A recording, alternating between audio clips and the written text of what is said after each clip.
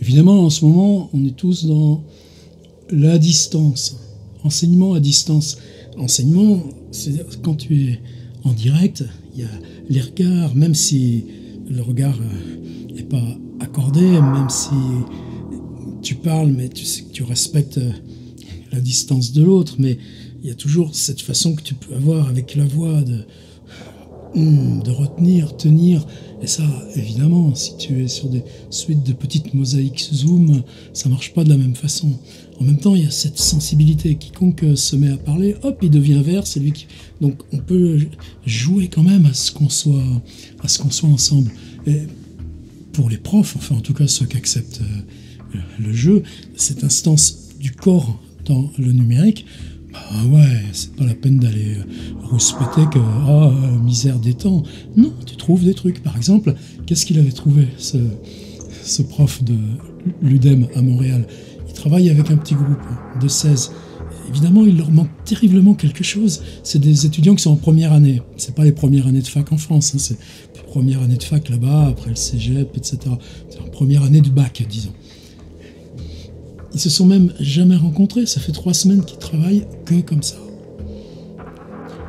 Toi, ce que tu aimais tellement dans les croisements, les couloirs, la petite cafette, les rues autour de l'UDEM, même la station de métro, tu le sais que t'es... Mais non, tout ça, c'est fini. Mais en même temps, il a fait quoi, ce prof? Bien sûr, ces 16 petits carrés d'étudiants, tout d'un coup, il y avait un carré qui n'était pas ce dont parlait le cours, mais tout d'un coup, ce dont parlait le cours, ça se met à parler aussi. On parlait quoi? Structure des villes, récit des villes, et puis on est reparti même à partir d'espèces d'espaces, de Pérec, de dépaysement de Bailly sur la question de est-ce qu'un protocole d'écriture peut servir à organiser autrement le récit? Est-ce qu'il y a des récits à faire autrement parce qu'on convoque des protocoles de soi? Allez, là, ils avaient voulu qu'on parte de mes expériences rond-point. Et dans ces 16 petits carrés, moi, en même temps, est-ce que je suis... Bon, on s'est vu une fois, on se reverra pas, mais il y a les prénoms. Les prénoms, c'est déjà une carte du monde. Et puis, il y a les moments où on a pu échanger un petit peu, parce qu'avant la réunion, j'avais voulu voir si mon réglage micro, mon réglage de caméra, tout ça, ça fonctionnait. On s'est mis à parler avec les 2-3 qui étaient là déjà en avance. Finalement, c'est un petit moment où on se retrouve dans une intimité, mais c'est une intimité respectueuse. Mais en tout cas, c'est pareil que si on était là dans la machine à café. Il y a eu 2 moments étranges parce que rétrospectivement, moi, j'ai toujours... Bon, c'est pas facile parce que dans ces situations-là, je réponds toujours avec « Ah, tu me poses cette question ?» Je te réponds par Julien Gracq. « Ah, tu me poses cette question ?» Je te réponds par Georges Perec. C'est un peu mon défaut. J'ai toujours été dans une sorte d'impossibilité à parler de mon propre boulot. Ou alors, sinon, c'est toujours sur un mode de s'en justifier. Et après, une fois mettre fin à la réunion, tu te dis « Mais finalement, est-ce que j'avais besoin de m'en justifier comme ça ?» Une très belle question qui était justement à partir de cette expérience sur les ronds-points à Tours. C'est-à-dire une ville, la mienne, que je pratiquais sans jamais l'avoir écrite. Se dire, tout d'un coup, j'installe un protocole, c'est-à-dire s'installer sur ces espaces vides, résonnants, mais justement des espaces qui normalement on les contourne, et tout d'un coup, au milieu du rond-point, tu t'en sers comme d'une chambre optique. Qu'est-ce que tu vois? Et si tu prends ce découpage abstrait, cet échantillonnage abstrait de la carte de la ville, tu la vois autrement, qu'est-ce qui émerge?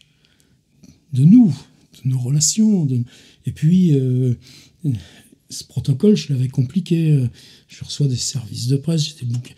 Je les enterrais là, je les cachais, les bouquins. Je rêve d'ailleurs 5 ans après d'aller voir s'il y en a quelques-uns qui sont toujours là, dans l'humus ou dans ces petites caches que j'avais trouvées. Je le ferai un de ces 4. Bon, maintenant, on n'a pas le droit.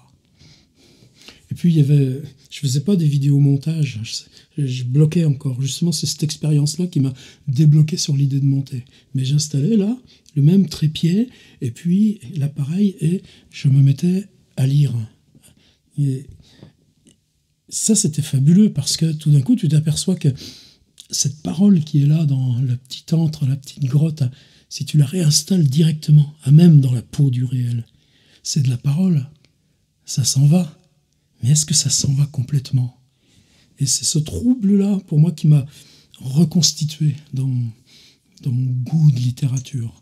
Alors après venait la question, parce que chaque page du rond-point, alors il y a des géolocalisations, il y a à chaque fois une rubrique qui est ce que voit le rond-point, donc avec un inventaire photo. Il y avait ces deux vidéos, donc en général une vidéo performance, une vidéo qui était simplement enregistrée 3 minutes de circulation, d'ambiance. Et puis il y avait un texte que là je voulais, moi-même, je pensais, oui, on en fera un livre, quelque chose qui était comme un journal, mais de réflexion sur ces questions-là, d'urbanisme, de consommation. Et puis une autre strate d'écriture qui était, elle, beaucoup plus concrète sur les conditions, comment ça s'était passé, quel temps il faisait, pour moi je l'avais choisi, etc., etc. Alors cette expérience, elle est toujours en ligne. Et finalement, le fait qu'elle soit en ligne, elle est toujours vivante, alors que s'il était un livre, où ça en serait? Et c'est ça, cette question qui a émergé. C'est quoi l'objet que ça constitue? Moi, j'aurais tendance à dire livre. Même, je disais par provoque, web-livre. Mais si on dit web-livre, c'est artificiel, ça marche pas, on n'a pas besoin de ça. Est-ce que c'est la question du livre qui a toujours été quelque chose qui se transforme, qui se transforme depuis que la question livre est livre, depuis l'irruption du codex? Donc, a priori, que nos livres aujourd'hui soient cette publication, c'est très important, ce transfert du concept depuis l'objet vers l'instance de publication. L'instance de publication inclut, la photo, l'image, la voix. Est-ce que ça suppose d'en faire une définition d'objet? Y compris le livre pouvait donner une illusion de pérennité. Je ne pense pas qu'il en dispose maintenant. On a parlé de présence des œuvres perdues de Judith Schlanger, c'est-à-dire simplement l'illusion qu'on n'a jamais perdu de livre, alors qu'on écrit sur un continent d'écrits disparus. Est-ce que le site a plus de possibilités de ne pas disparaître? Pour moi, c'est ça la réponse. Dire, si on veut qu'on touche juste, il y a combien d'arts, l'art de la danse, l'art du théâtre, qui ne suppose pas une pérennité de la trace. Acceptons-le, pour la littérature, ça peut nous faire plus changer que quoi que ce soit d'autre. Je pense même que ça va être un petit peu le thème du prochain cycle d'ateliers sur mon site. Mon site ne fait pas appel à pérennité. En tout cas, il est donc l'objet principal en tant que tel. Est-ce qu'on l'appelle site? Est-ce qu'on l'appelle conglomérat de modes de publication différents? Est-ce que c'est important de lui donner un nom, ou simplement ce stop temporel, cette idée que cette masse, que chaque moment en fait défini par nous lecteurs au moment où on est en train de lire, assemble le reste de tous les liens, de tous les organigrammes, de tous les index, de toutes les bases de données adjacentes, de tous les liens extérieurs, et que donc finalement la question d'objet, il faut que nous mentalement on apprenne à la considérer comme étant notre geste même de lire.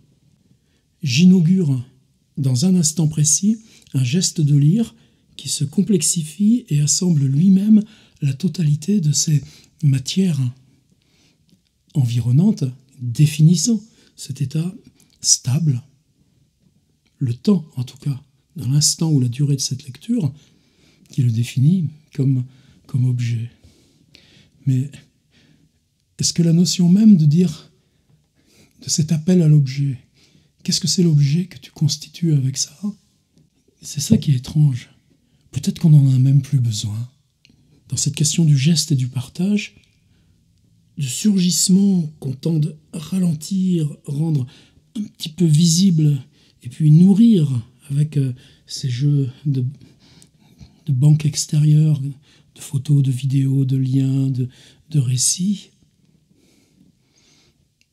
C'est simplement ce geste qui est notre objet. Et là surgit une autre question d'une étudiante qui dit « Mais alors, est-ce que ça sert encore à quelque chose d'écrire ?» Et ça m'a totalement pris au dépourvu. C'est pour ça que là, ça fait 2 heures que c'est terminé, j'ai pas bougé de ma chaise. C'est pour ça aussi que j'ai laissé l'appareil exactement comme il était tout à l'heure pour notre Zoom, avec l'autre appareil derrière qui filme l'appareil qui est comment j'étais en train de parler pour le Zoom. Mais justement, on est en train d'écrire. C'est-à-dire dans cet appel au langage, est-ce qu'on fabrique de langage? Est-ce qu'il y aurait une instance, une médiation par le fait qu'on le transforme en signe écrit, en empreinte? C'est justement pour ça là, que je travaille en ce moment ce Die Schrift de Wilhelm Flusser. Est-ce que l'écriture, moi j'ai traduit d'un avenir de l'écriture, l'édition anglaise Does Writing Have a Future? C'est-à-dire l'écriture est née et s'est développée en tant que cette médiation. Dans la mesure où on travaille toujours la même instance pérenne de médiation.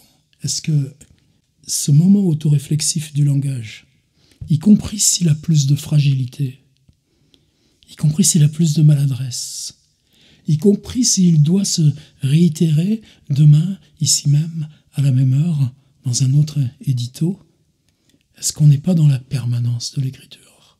Cette question d'invariant, si c'est venu avec un autre étudiant qui rebondissait là-dessus, où est-ce qu'on l'apprend, ça? On est forcé de l'apprendre dans les médiations préalables. Et les médiations préalables, elles avaient statut dans le livre, elles avaient statut dans le geste de peindre, plus tard dans le geste de photographier, dans le geste de crier ou l'accomplissement.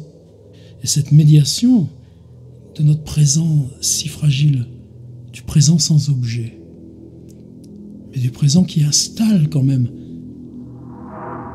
cet appel comme nécessité. Oui, j'appelle ça écriture. Et il s'apprend dans l'ordre stable, venu à nous partiellement de toutes les médiations préalables. Et puis, c'est comme toujours, tu es en échange avec des étudiants à discuter de ton objet à toi, qu'est-ce qui trompe? C'est ce que j'ai toujours aimé dans la démarche atelier d'écriture. Normalement, on aurait fait quoi si ça n'avait pas été ça aujourd'hui? On aurait été travaillés ensemble.